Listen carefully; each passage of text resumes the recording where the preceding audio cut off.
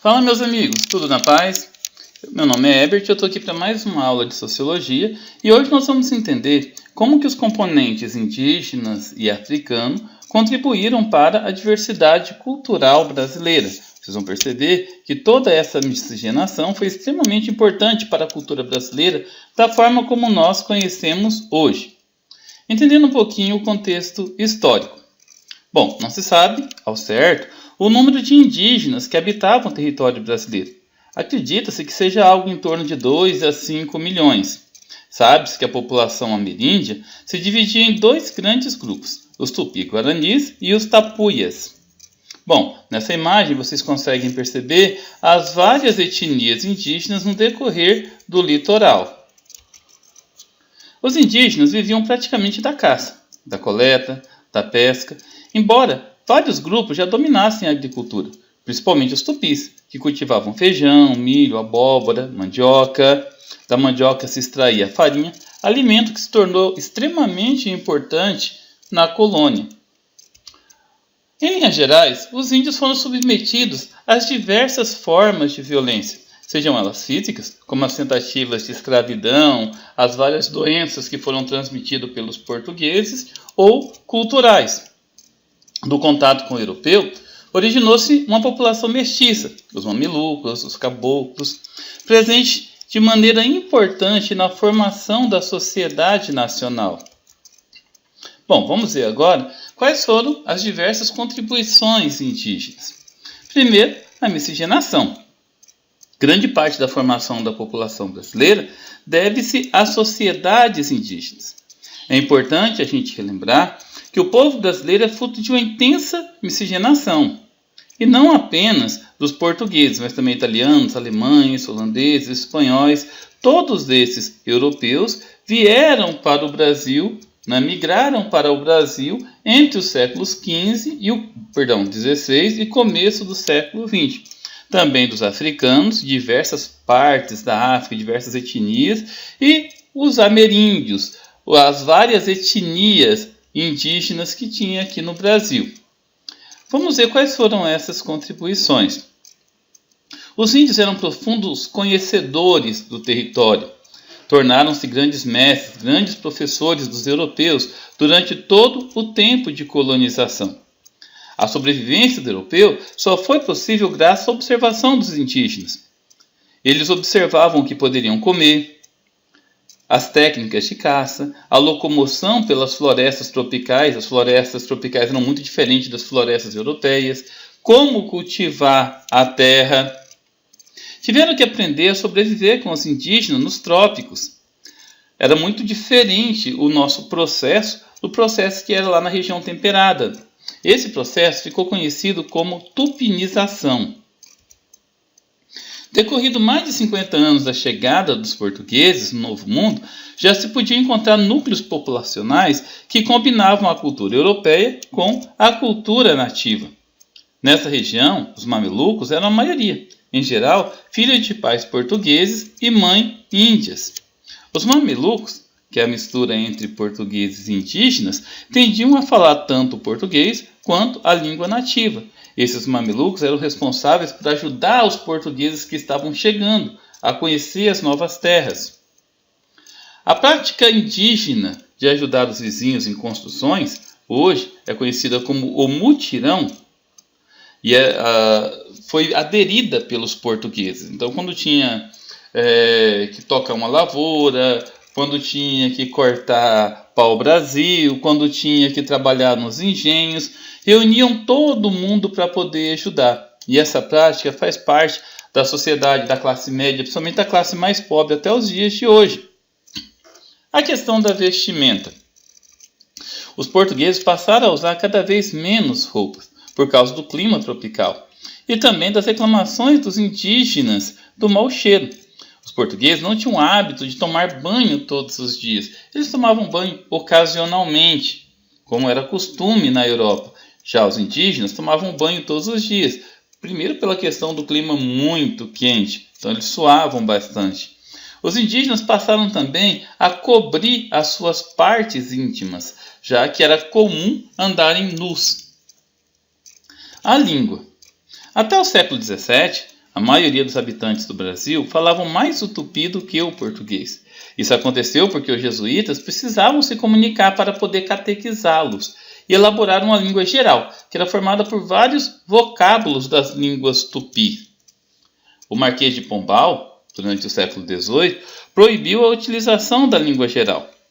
A busca pela efetivação da língua portuguesa fez com que dentro dos aldeamentos fosse lentamente desaparecendo várias línguas indígenas no Brasil. É bom a gente fazer um parêntese aqui. Os jesuítas foram importantes pessoas, padres, que vinham para o Brasil com a nobre intenção de catequizar os índios. Se por um lado roubou parte de sua cultura, por outro lado, a intenção deles era divulgar a religião católica. Marquês de Pombal, 1699-1782. Milhares de cidades e de idades têm nomes de origem indígenas, como por exemplo, Aracaju, Barueri, Curitiba, Morumbi, Pacaembu, Bauru, Ibirapuera, entre outros. Bom, vamos ver como que eles contribuíram na dieta alimentar do povo brasileiro. Bom, a mandioca é um alimento muito conhecido, também como aipim ou macaxeira. Também é chamado de o pão da terra. O caju, muito apreciado pelos europeus, usado pelos indígenas para fazer várias bebidas fermentadas. O milho, natural da América, tem muitas espécies, mais de 20 espécies de milho quando os portugueses chegaram aqui. A batata doce, outro pão da terra. O amendoim, o abacaxi, era uma fruta totalmente desconhecida pelos portugueses, era utilizada para curar feridas, muito ácida, combatia os radicais livres, bactérias, e também era utilizado para fazer bebidas fermentadas. E aqui nós temos uma variedade muito grande de pratos, de alimentos que foram introduzidos à culinária brasileira. Outras práticas indígenas que também foram incorporadas à cultura brasileira: a caça e a pesca, a caça feita com a zarabatana e o uso de veneno como o curare. O curare hoje é utilizado na medicina como um tipo de anestésico em cirurgia. A pesca utilizando o timbó, que se extrai a reterona, atualmente utilizado também na medicina sanitária e também na agricultura como inseticida. A coivara para a agricultura, a derrubada da mata e posterior queimada do terreno. Hoje em dia, por causa dos problemas ambientais, a coivara não é mais utilizada. A agricultura itinerante, que favorecia a manutenção dos nutrientes do solo e ajudava a controlar as pragas. A incorporação de diversas crenças e seres assombrosos ao folclore nacional, como o curupira, como a iara, entre outros. Bom, vamos falar agora das contribuições africanas. Os africanos também colaboraram bastante na cultura brasileira. E a maior parte dos africanos foram trazidos para o Brasil entre os séculos XVI e o início do século XIX. A maioria eram do sexo masculino, na faixa entre 15 e 30 anos. Houve uma ampla utilização dos cativos. Levou as pessoas a associarem o trabalho físico aos escravos negros. Isso aí é uma questão cultural, Se associa o trabalho braçal à questão dos escravos negros. No Brasil era comum serem batizados e receberem nomes e sobrenomes portugueses. Nas fazendas, eram incentivados à devoção dos santos e também a irem à missa. A cultura negra resistiu ao longo do tempo e foi fundamental para compor a imensa diversidade cultural do Brasil. Pode-se dizer que ao longo do tempo formou-se uma cultura afro-brasileira, que apesar de guardar fortes elementos africanos, também foi bastante influenciada pelas populações locais. E aqui nós temos alguns exemplos. O samba, tão apreciado no Brasil, surgiu no início do século XX, nas periferias e nos morros da cidade do Rio de Janeiro, onde viviam ex-escravos e também os seus descendentes. Muitas dessas pessoas viviam na Bahia, onde existiam antigas tradições musicais afro-brasileiras, como o lumbum e o batuque. Então o samba é um estilo musical, um estilo cultural que se originou das tradições culturais dos negros. A capoeira É uma expressão cultural que mista tanto luta, dança, música. Alguns consideram luta, outros consideram um jogo. Foi inventada por escravos africanos, mas no Brasil ela é típica brasileira. O que pode ser percebido pelos instrumentos, como o tambor, o berimbau. Há 2 gêneros, a capoeira de Angola e a capoeira regional. Hoje a capoeira é praticada por mais de 10 milhões de pessoas em mais de 100 países pelo mundo. É considerado um patrimônio histórico nacional. Alguns acreditam a capoeira como sendo uma arte marcial brasileira. Outros falam que é apenas um tipo de luta. O carnaval. Bem, o carnaval não é uma festa originalmente africana. Suas origens se remontam a uma gama de festivais e cerimônias pagãs realizadas em diversas culturas da antiguidade, abarcando desde os gregos, romanos, babilônios. No Brasil incorporou muitos elementos da cultura africana, como a música e a dança.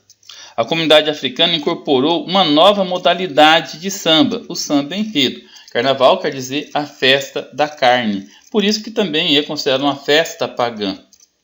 O Bumba Meu Boi ou o Boi Bumbá é uma espécie de teatro dançado, típico das regiões Nordeste e Norte do país. Na maioria das apresentações é contada uma história trágica e cômica. Um escravo negro que mata o boi preferido do patrão para satisfazer a vontade da sua mulher de comer a língua do animal. Encrecado, o escravo pede ajuda de um índio feiticeiro que ajuda a ressuscitar o boi. Então é um teatro que conta essa história meio cômica, né, que vem passando de geração em geração, vem sofrendo muitas adaptações. Aqui em Mato Grosso mesmo nós temos uma festa muito parecida, naquela região de Santo Antônio de Devegé, Livramento, em Cuiabá.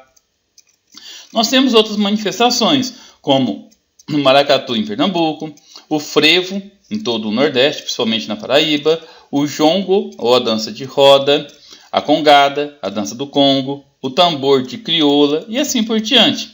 Na culinária, os negros não tinham assim como reproduzir da mesma forma os hábitos alimentares que possuíam na África.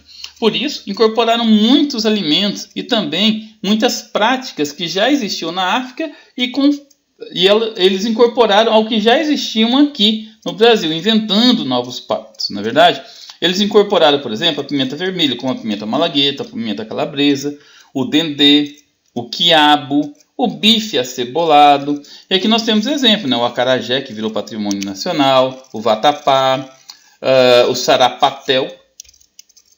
A feijoada, apesar de não ser de origem africana, mas a feijoada como nós conhecemos, essa feijoada brasileira, né, com pedaços de carne seca, de suínos, sim, essas foram adaptadas pelos negros africanos aqui no Brasil.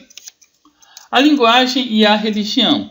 Na linguagem, herdamos grande influência das línguas angolanas, das etnias Bantu, o Kikongo, o Kibumbo, o Mbumbo.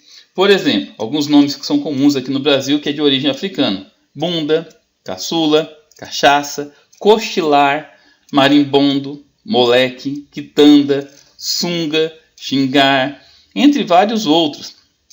Na religião, destaque para o candomblé, com influência de santos católicos, por exemplo, Iemanjá, né, que faz uma referência a Nossa Senhora, e a Umbanda, que foi influenciada, né, pelos indígenas.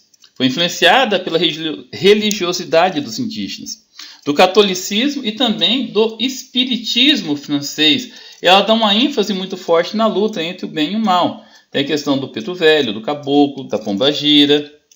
É isso aí, pessoal. Foi uma aula bastante resumida, só para relembrar o que nós vimos em sala de aula. Espero que vocês tenham curtido, tenham entendido um pouquinho sobre a influência da cultura indígena e africana. É isso aí, fiquem com Deus e até a próxima.